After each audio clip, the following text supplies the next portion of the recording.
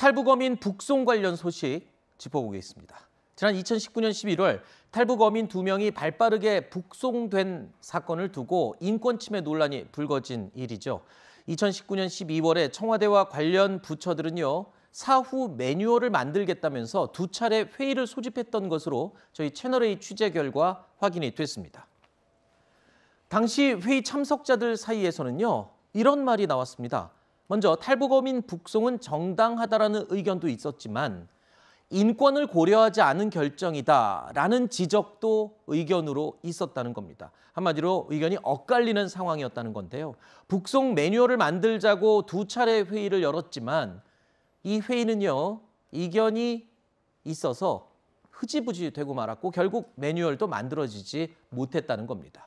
특히 당시 회의에 참석한 법무부 측은요, 탈북 어민 북송 조치에 위법 소지가 있다라고까지 지적을 했던 것으로 알려졌습니다. 회의에 참석한 부처들 간에도 의견이 달랐던 것으로 보여지는 대목인데요. 결국 2019년 11월 당시 북송 절차가 매끄럽지 못하게 진행이 됐다는 것을 의미하는 게 아니냐, 이런 지적이 가능합니다. 네, 이게 어려운 문제라는 거는 어느 쪽이든 간에 좀 저는 같이 인정을 할 필요가 있다고 보여지는데요. 회의를 하다가 이견이 생기고 같은 정부 내 사람들인데도 불구하고 매뉴얼을 공통적으로 만들지 못했다라고 하는 것은 저는 이해를 할 수 있습니다. 근데 여기서 유추를 또 해볼 수 있는 것은 이렇게 사후에라도 매뉴얼을 만드는 것도 안 되는데 그러면 북송을 할 때는 왜 그렇게 5일 만에 결정을 해서 했었어야 됐느냐. 그것이 역으로 증명되는 게 아닐까 싶어요. 또 정부 내에서도 인권 문제라든지 또 국제 규범 이런 것들을 고려했을 때 이 경우에 그냥 북송하는 것에 대해서 반대를 할 수 있는 그런 개연성은 충분히 있는 거였고, 그렇다면 북송을 애초에 할 때 그 전 시점에서 그런 법무부나 이쪽의 의견을 제대로 들었었는지도 좀 의문이 생기는 것이고, 결국에 그 북송 때도 지금 이제 문재인 정부의 문제다라고 많이들 이제 비판을 하시는데, 근데 정부 내에서도 사실 의견이 좀 취합이 잘 안 됐던 거 아닌가, 이런 생각이 좀 들게 되는 그런 대목이었습니다. 자, 정부 부처들 간에도 의견이 일치가 되지 않아 매뉴얼도 만들지 못하는 상황인데도 어떻게 5일 만에 북송을 결정을 했는지, 바로 이 부분 굉장히 따져봐야 할 내용이죠. 정의용 당시 국가안보실장은요, 탈북 어민 북송은 본인 책임하에 결정된 것이라고 언급을 했었죠. 그러면서 NSC 상임위원회 차원에서 관련 부처 장관들과도 충분히 논의를 했다고 강조를 한 바가 있습니다. 너무나 흉악범이고 이들의 범죄가 워낙 분명하게 드러났기 때문에 도저히 우리가 우리 국내로 받아들일 수 없는 사람들도 판명을 했고, 그래서 결정을 한 겁니다. 당시에 여러 관계부처 간에 아주 긴밀한 협의를 통해서 결정. 국가안보실장이 책임지고 하신 건가요? 글쎄요, 저 안보실장이 최종 결정을 했다고. 아니면 대통령께서 재가를 하셨나요? 대통령께까지 보고된 건 아니고요. 안보실장 책임하에 결정됐다고 볼 수도 있는데요. 그러나 그 결정 과정에 NSC 상임위 차원에서의 그 상임위원 간의 비공식 그 협의는 충분히 있었습니다.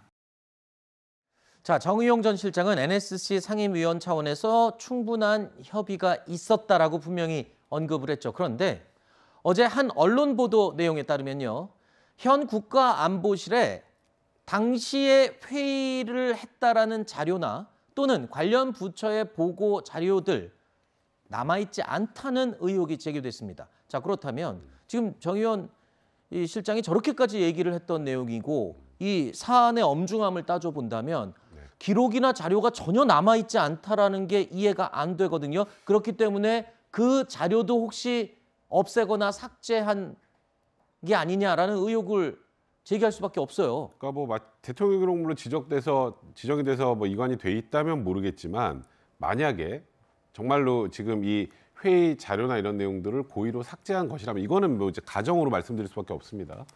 그렇다면 사실상 이게 위법하다는 걸 인지하고 있을 거기 때문이 아니냐라고 해석할 수밖에 없어요. 왜냐하면 많은 분들이 그 패널 분들 중에서도 지금 이거 북송 타당하다고 주장하는 분들이 북한 이탈 주민 보호에 관한 법률 얘기를 많이 하십니다. 이 흉악범이나 이런 사람들은 보호하지 않을 수 있다는 규정이 있지 않느냐. 그거는요, 그러니까 쉽게 말해서 뭐 우리나라에 들어와서 정착하는 데 지원금이나 각종 이런 보호에 관한 것들을 배제한다는 거지 추방한다는 뜻이 아니에요. 그럼 굉장히 오해를 하고 계신 것 같아요. 그리고 사실 귀순 의사를 밝혔다고 뭐 서면으로 밝혔다는 얘기가 나오는데 돌려보낸 최초의 사례입니다. 돌려보낸 최초의 사례인데 안보실장 책임하에 그냥 5일 안에 뚝딱 저렇게 결정할 수 있을까요? 이제 그러다 보니까 지금 이 과정이 다소 비정상적으로 비춰지기 때문에 네. 그 당시에 이게 나중에 혹여라도 위법한 논란이 발생할 수 있어서 네. 그럼 사실상 기록을 삭제한 거 아닌가? 네. 라는 이제 추정이 나올 수밖에 없는 거고 그게 결국은 이게 보도로 나온 게 아니겠습니까? 자, NSC 상임위원들과 충분하고 긴밀한 협의를 거쳐서 결정했다라는 정의용 실장의 이야기. 그런데 그 자료가 없다. 그래서 지금 삭제 의혹이 또 제기된 거죠. 당시 청와대 국정상황실장이었던 윤건영 의원은요. 자, 이번에 대통령실 측에서 나온 이 삭제 의혹에 대해서 강하게 반발했습니다. 자, 어떤 근거로 반발을 하는 겁니까? 일단 뭐 굳이 첫 번째는 굳이 자료를 삭제할 이유가 있나라고 하는 것이 윤건영 의원의 첫 번째 반박. 그러니까 이 자료를 삭제했을 경우에 취할 수 있는 이익이 없다라고 하는 조금은 느슨할 수 있는 그런 반박이 될 것 같고요. 그리고 이제 대통령 기록물로 지정을 해버려 가지고 못 열어보게 만들었다라고 추정된다고 현 정부의 윤석열 정부의 대통령실 관계자가 얘기를 한 것에 대해서는 네. 대통령 기록물로 지정되는 경우는 제목이나 목록조차도 확인을 할 수가 없는데 그럼 무슨 근거로 그렇게 추정을 하느냐 이렇게 좀 반박을 했습니다. 전 두 번째 부분은 윤건영 의원보다는 현 대통령실 쪽에서 좀 더 입증을 해야 될 문제가 아닐까. 네, 그걸 확인할 수 없는 건 맞기 때문에 네. 예, 그래서 그렇게 보이고 이제 자료를 삭제할 이유가 있겠냐라고 했던 첫 번째 반박 부분은 조금 더 윤건영 의원이 구체적으로 반박을 하는 게 나을 것 같습니다. 네.